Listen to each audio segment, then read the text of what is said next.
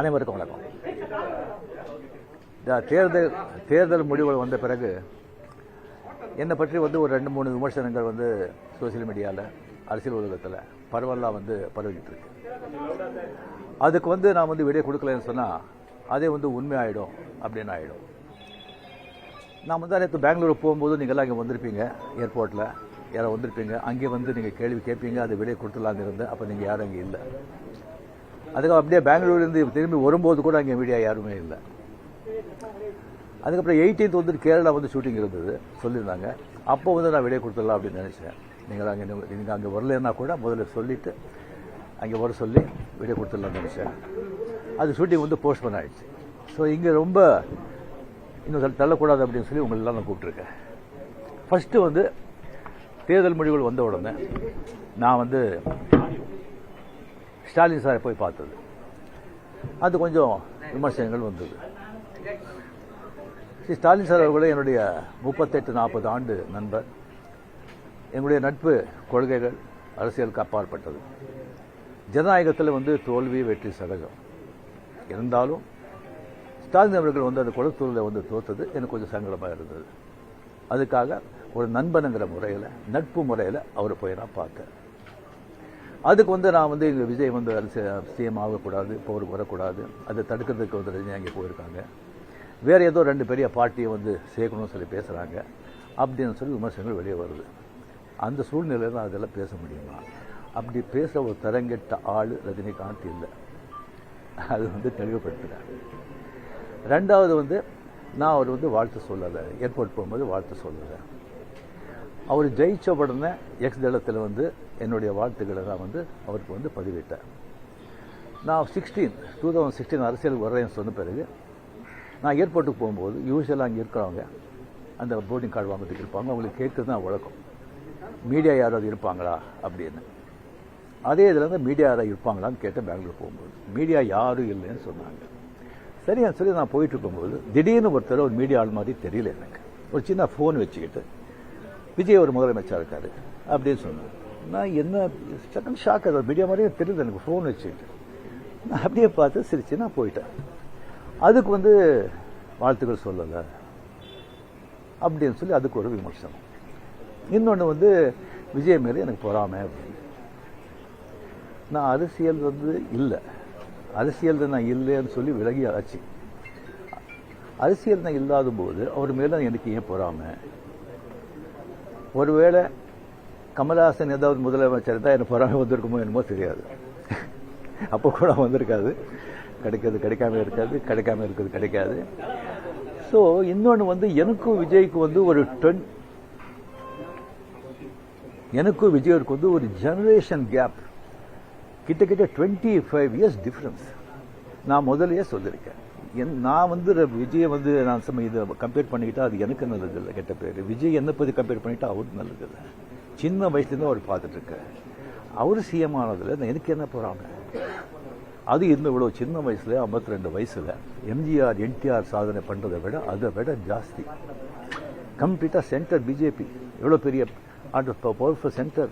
இங்கே 2 பெரிய கட்சிகளை எதிர்த்து தனி ஆளை ஜெயிச்சிருக்காங்க. அது நம்ம சினிமா இண்டஸ்ட்ரியில் இருந்து. எனக்கு அது பொறாமை இல்லை, ஒரு ஆச்சரியம் கலந்த ஒரு சந்தோஷம். யார் அப்ரிஷியேஷன், சூப்பர். ஸோ அந்த பொறாமையும் இல்லை. விஜய் அவர்களுக்கு நிறைய எதிர்பார்ப்புகள் இருக்குது ஜனங்க மத்தியில். டெஃபினட்டாக அந்த எதிர்பார்ப்பெல்லாம் அவரை சந்தித்து மக்கள் நல்லது செய்வாங்கங்கிற நம்பிக்கை எனக்கு இருக்குது. அவருக்கு அதிக வாழ்த்துக்கள். ஓகே சார், திமுகவையும் அதிமுகவையும் நீங்கள் பேச்சுவார்த்தை செய்து இணைந்து எடப்பாடி முதலமைச்சராக முயற்சிகள் நீங்கள் எதுவும் செய்வீங்களா? சொல்லியாச்சு. வேற ஏதாவது உங்க ரசிகர்கள் என்ன சொன்னாங்கன்னா, நீங்க கட்சி ஆரம்பிச்சா நீங்க சிஎம் ஆயிருக்கலாம், கால சூழ்நிலை ஆகலன்னு ஒரு வருத்தப்பட்டாங்க. சில பேர் சொல்றாங்க. நான் ஏன் அரசியலுக்கு நான் வரலைன்னு சொல்லி ஒரு 3 பேஜுக்கு கம்ப்ளீட்டா அறிக்கை எதுக்கு என்ன ஆச்சுன்னு சொல்லி கிளியரா நான் சொல்லியிருக்கேன். அது தெரிஞ்ச பிறகு அவங்க சொல்றாங்க சொன்னா அந்த ஆத்தங்கம் இருக்கும். இல்லை சொல்ல வரல. அது தெரிஞ்ச பிறகும் ஏன் வரல அப்படின்னு சொன்னாங்கன்னா எனக்கு ஒன்றும் சொல்ல தெரியல. இனிமே உங்க ரசிகர்களை கட்டமைக்கிறதுல என்ன மாதிரி இருக்கும்? இல்லைங்க, நான் முதலியே சொல்லியாச்சு. அவங்க எந்தெந்த பார்ட்டி எந்தெந்த விஷயம் பண்றீங்களோ அதை நீங்கள் தாராளமாக நீங்கள் போங்க அப்படின்னு முதலியே நான் சொல்லியாச்சு. எத்தனை மாட்டி நான் சொல்றது, நீங்களே சொல்றது. ஆக்ட் பண்றாங்களே சொன்னால் அரசியல் வேறு, ஆக்ட் பண்றது வேறு. ஆக்டிங் சொன்னால் ஹெல்த் வந்து எப்போ இதாவது ஆக்ட் பண்ணலாம் வரலாம். அப்படியே அதை பாதித்த கூட ஒரு பொலிட்டிகர் பாதிப்பான். அரசியல் விமர்சனம் பெரிய ரெஸ்பான்சிபிலிட்டி, கோடி கோடி மக்கள், அவ்வளோ ஈஸி இல்லை. நேற்று கமல் சார் வந்து சந்திச்சு 6 கோரிக்கை விட்டுருக்காரு திரையுலகத்தை பத்தி. நீங்க வந்து சிஎம் சந்திச்சு திரையுலக பத்தின கோரிக்கைகள் ஏதாவது முன்வைக்கிறதுக்கு ஐடியா இருக்கா? இல்லைங்க, இப்போ வந்து சினிமா இண்டஸ்ட்ரியிலேருந்து நடிகர் சினிமா போயாச்சு, ப்ரொடியூசர் கவுன்சில் பார்க்க போறாங்க, கமலும் போயாச்சு. மறுபடியும் வந்து சும்மா சம்பிரதாயிகமான போய் பார்க்கறதுக்கு எனக்கு பிடிக்காது. முதல் முறையா ஆட்சிக்கு வந்திருக்கக்கூடிய விஜய் அவர்களுக்கு உங்களுடைய அறிவுரை ஆலோசனை என்ன இருக்கு? எதிர்பார்ப்பு ரொம்ப ஜாஸ்தியாக இருக்குங்க. அது டெஃபினட்டாக புல் செய்வாங்க நம்பிக்கை எனக்கு இருக்கு. பட் ஒன்று, மக்கள் நம்ம வந்துட்டு ஒரு 2 வருஷம் அவரை விட்டுருணும், 2 வருஷம் விட்டுருணும். இன்னொன்று வந்து அவருடைய தொண்டர்களாகட்டும் ரசிகர்களாகட்டும் ஜாகிரதையாக வந்து நடந்துக்கணும். இந்த சென்ஸ் அவர் என்ன தப்பு பண்ணா கூட அது ஸ்ட்ரைட்டாக விஜய்க்கு தான் பாதிக்கும் அப்படிங்கிறத அவங்க மனசில் வச்சுக்கணும். ஓகே,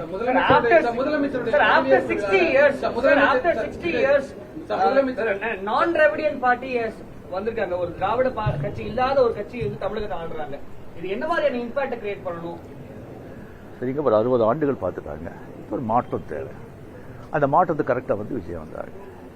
அது வரும்போது கம்ப்ளீட்டாக சினிமா புகழ், 100% சினிமா புகழ் வந்து அவ்வளோ வந்து ஒரு கை கொடுத்துருக்கு.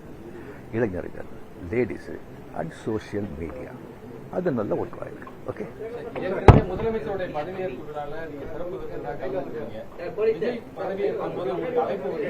நீங்க கலந்து கொள்ளாத போது அது ஒரு சமூக வலைதளங்கள் சில கருத்துக்களை முன்வச்சிருந்தாங்க. இல்லை, முதலமைச்சர் அந்த ஏற்பு விழா சிவலிங்கம் எங்கே எதில் கலந்துருக்கேன் நான்? ஏன்னா எதுலையும் கிடையாது. அழைப்பு வந்திருக்கு. இன்னும் சிவலிங்கனே பண்ணலைங்க. அந்த அழைப்பு நான் வந்து 96 தான் கலைஞர் இருக்கும்போது, அவர் இருக்கும்போதே நான் வந்து அப்போ நான் போகல. 15 டேஸ்க்கு அப்புறம் நான் வெளியே போயிருந்தேன். 15 டேஸ்க்கு அப்புறம் வந்த பிறகு கலைஞர் சார் கேட்டார், உங்களை பார்க்கணும், நான் வரட்டா நீங்கள் வரீங்களா? ஐயோ நானே வரேன்னு சொல்லி அவர்கிட்ட போய் நான் வாழ்த்துக்கள் சொன்னேன்.